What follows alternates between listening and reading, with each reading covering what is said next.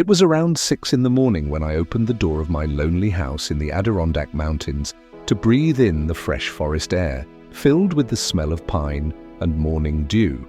I, Aidan Brody, a former journalist and now a beginner writer, wasn't even fully awake yet. I had just stepped outside in my worn-out flannel shirt and scuffed boots, yawning and dreaming of a strong coffee that would help me wake up and start another day in my self-chosen isolation in the middle of the wild. And in that moment I froze like I had been hit by electricity, because there, just a few steps away from me, stood a huge black bear. Its presence seemed to fill all the space around me, making the air feel heavy and still. The animal didn't move, didn't growl, didn't show any signs of aggression. It just stood there on my porch, breathing heavily, its body shaking, its fur tangled and wet in some spots, like it had just come out of a rough river or a violent fight with some unknown enemy. What struck me most were the bear's eyes. Dark, wet, almost human-like eyes, and it looked like they were actually crying. Tears were running down its face like from a broken faucet. I had never in my life seen a wild animal cry for real, and the sight went straight to my heart, making me forget all fear of this powerful creature that could have crushed my skull with a single swipe of its paw. And only then did I notice that the bear was holding a small, lifeless cub in its mouth, its legs hanging down limp, its head tilted to the side, showing no signs of life, like a rag doll dropped by a careless child. At that moment I realized this wasn't just a bear, this was a mother with a dying baby. I wanted to slam the door shut and reach for the old rifle hanging on the kitchen wall, the natural reaction of anyone finding a wild beast on their doorstep.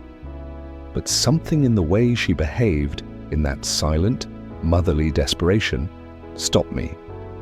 It made me feel that this wasn't a threat, but a mother standing on the edge of a tragedy too deep for me to name. My heart was beating so hard it felt like it would burst through my ribs, and I slowly stepped back, not taking my eyes off the bear. To my shock, she followed me with a few careful steps. Then, with an almost human kind of gentleness, she laid her baby right on the wooden floor of my porch. Then she backed up, sat down on her back legs and stared at me without blinking, like she was waiting for something I couldn't yet understand. Against every survival instinct I had, against every story I'd ever heard about bear attacks, against all the warnings from park rangers, I got down on my knees in front of the unmoving cub. He looked so small, no bigger than a medium-sized cocker spaniel, with ribs sticking out and dried blood on one ear.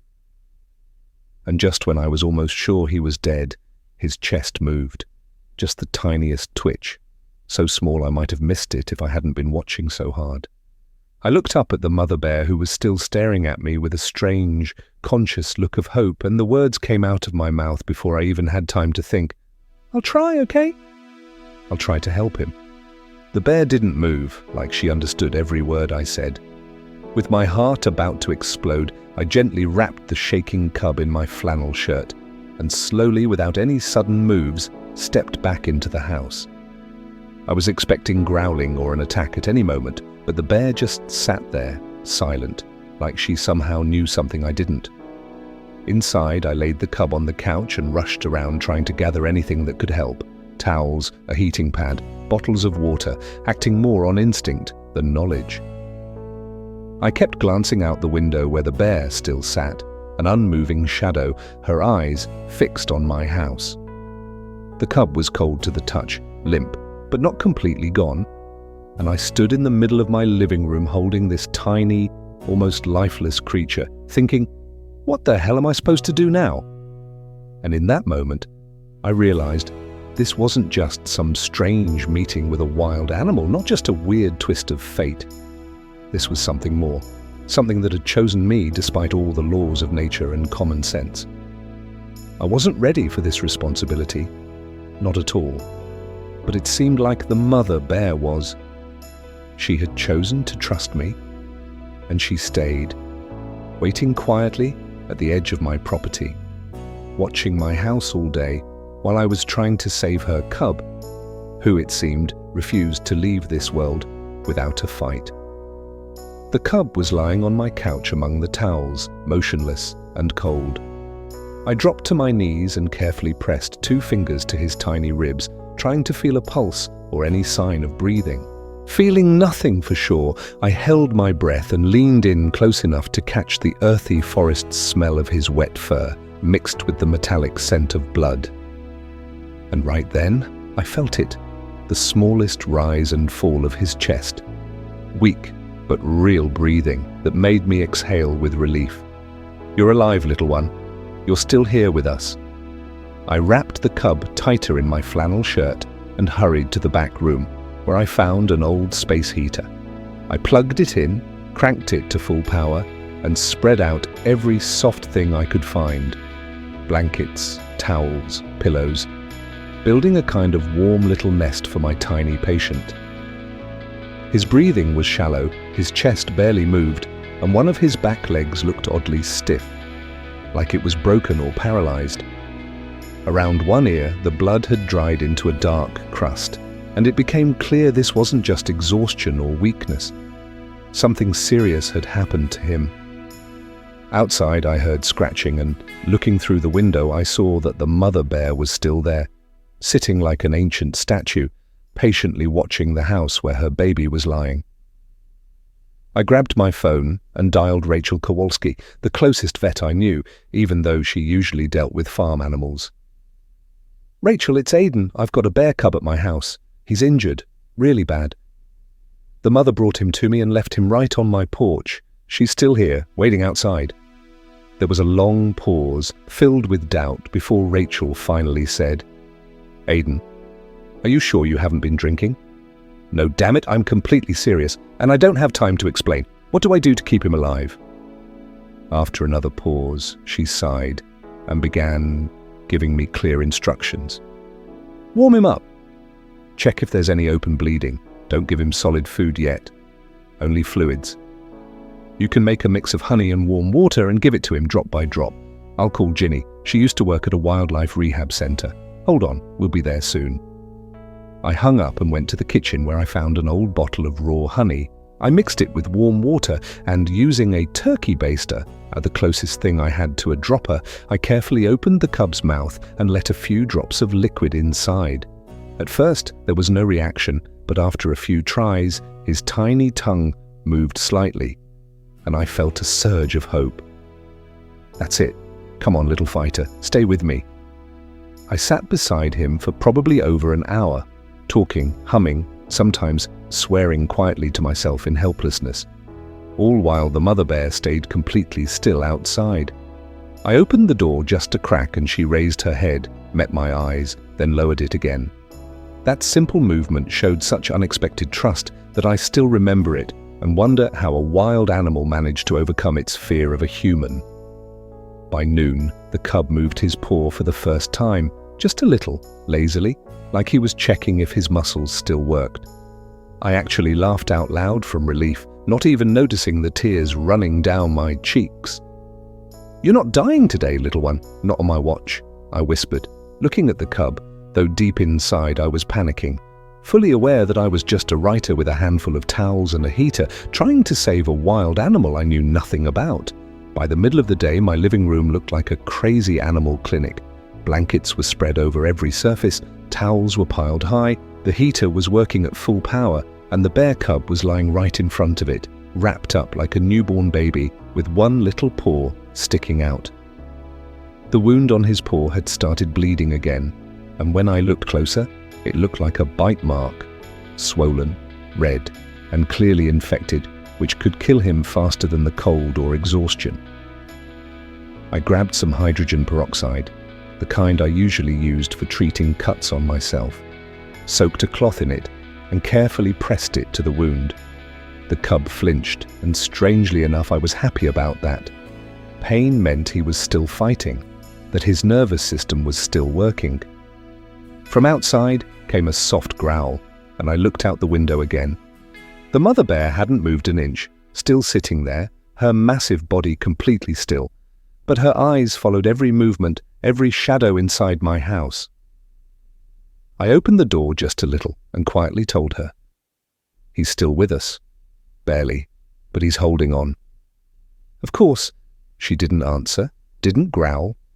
She just let out a deep breath, like she understood the meaning of my words. I went back inside and sat down on the floor next to the cub. I gave him more honey water, and this time he clicked his little tongue more clearly, trying to lick the sweet liquid, a small but definite sign of progress. My phone rang. It was Rachel again.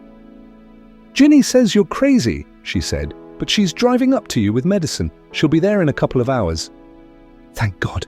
His paw's bleeding. Looks like a bite. "And I think he has a fever," I told her quickly. "Keep him warm, don't make any sudden moves, keep giving him fluids, and for heaven's sake, don't open that door wide. That mama bear won't stay calm forever," Rachel warned me, and I knew she was right.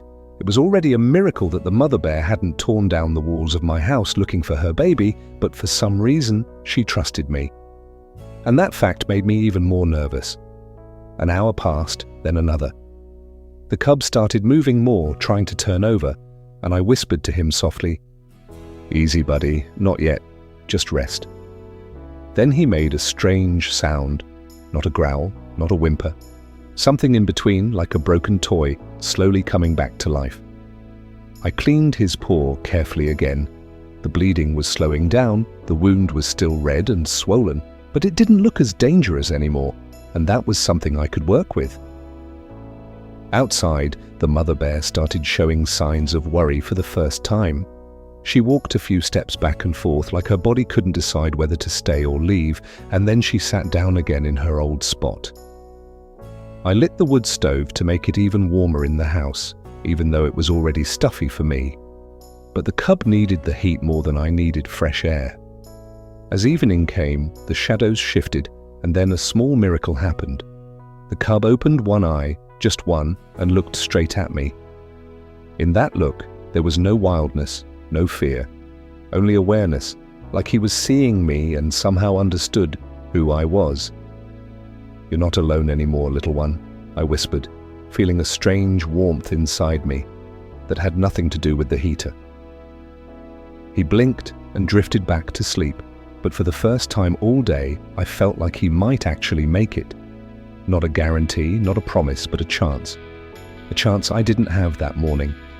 When Rachel and Ginny, the wildlife specialist, finally arrived, the sun was already setting.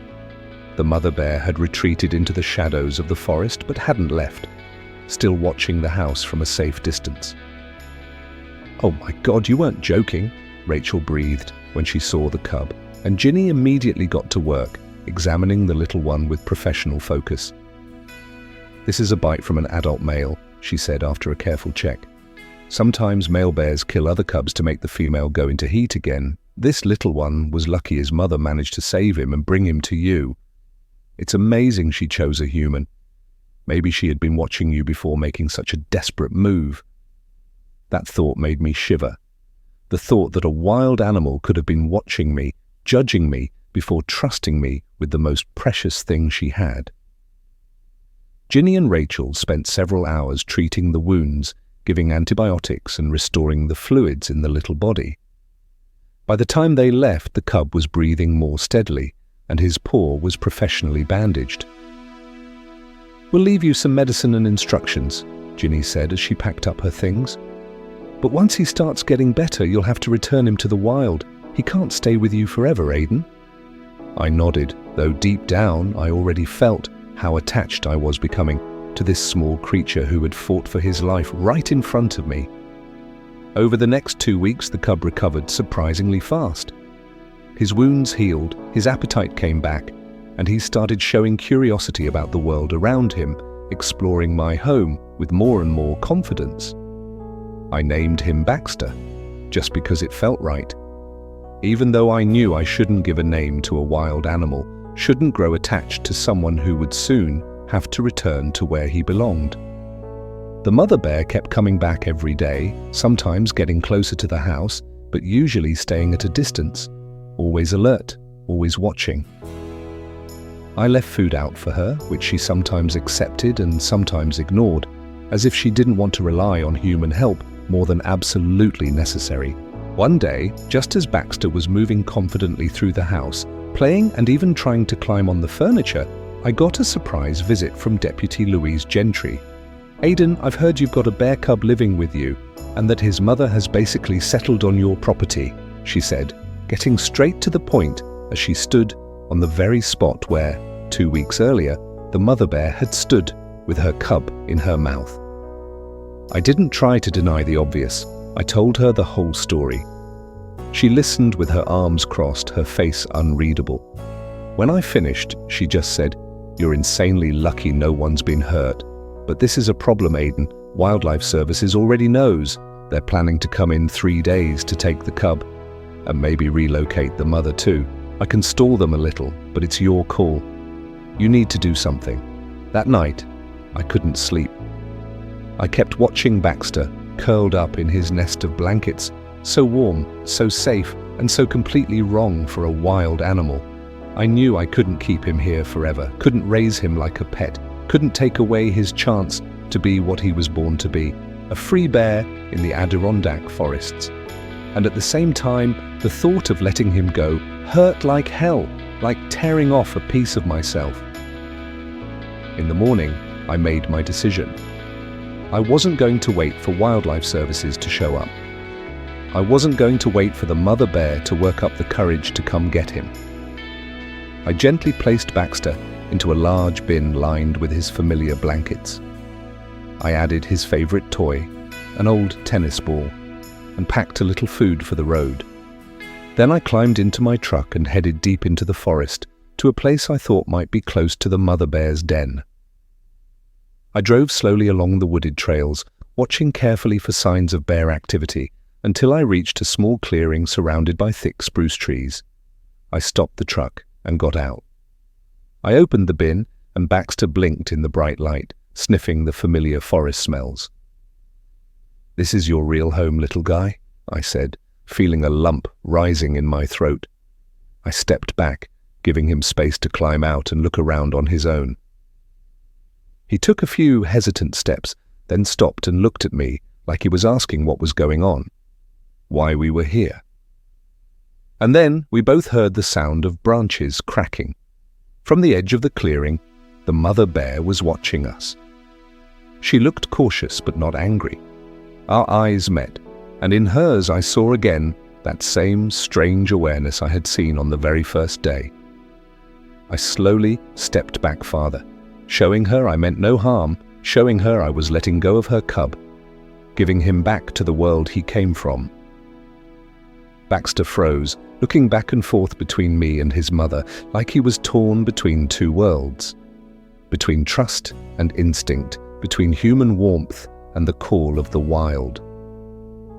The mother bear let out a quiet sound, something between a growl and a purr, and the cub turned toward her. He took a few hesitant steps, stopped, then a few more. My heart was ready to break as I watched the distance between them shrink, as a mother's love brought back together two creatures once separated by cruelty and chance. When they were almost nose to nose, Baxter suddenly turned and ran quickly back to me, pressing his little face against my knees, as if saying goodbye, or maybe thanking me. I'll never know for sure. I knelt down and allowed myself just once more to stroke his soft fur, whispering words he couldn't understand but maybe could feel. "Go live your life, little brave one. You'll be all right." Then I gently gave him a small push toward his mother, and this time he didn't hesitate. With little jumps he reached her and she carefully sniffed him all over, like making sure he was truly all right, that this was really her cub, alive and safe. And then something happened I didn't expect. The mother bear lifted her head and looked straight at me. And to my amazement, she gave a slight nod before turning and slowly walking away into the forest, leading her cub, who looked back just once before disappearing forever among the trees. I stood in the clearing for a long time, feeling a strange mix of sadness and peace, of loss and rightness, like closing the final chapter of a book I had never planned to write, but that had changed me forever. I returned to my empty house, which now seemed too quiet, too spacious, without the little brown whirlwind turning everything upside down. I gathered up the blankets, toys, bowls, all the traces of Baxter's stay, and packed them into a box I carried to the attic. Knowing I wouldn't need them anymore, but unable to part with them either, months passed.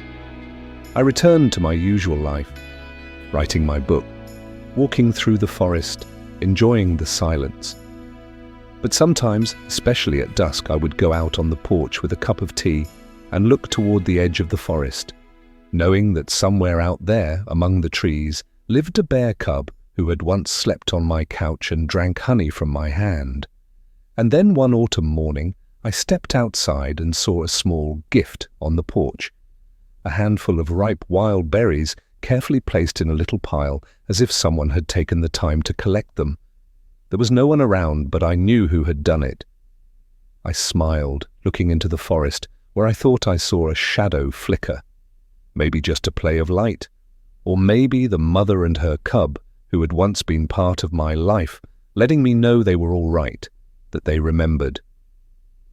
Since then, every autumn, when the leaves start to change color, I find small gifts on my porch, berries, pine cones, once even a beautiful stone, as if someone is still trying to say, we're still here, we remember, we're grateful. And it reminds me that sometimes the most important encounters in our lives happen without warning, and the deepest connections are formed in moments when we least expect them. Now, as I write my book, I often think about that mother bear who trusted me with the most precious thing she had, and about the cub who taught me that to love means knowing how to let go. In a world where the line between wild and tame seems so clear, they reminded me that compassion knows no boundaries, and trust can be born in the most unexpected places, overcoming fear and prejudice. And when visitors ask me about the small wooden bear figure on my shelf, I smile and say, it's just a souvenir from the Adirondacks. But for me, it's something more, a reminder of those few weeks when my house became a shelter for a wild creature, and I became, if only for a little while, the guardian of a life that was never mine to keep, but only to protect before returning it to its rightful owner, the endless forest and the mother who never stopped waiting.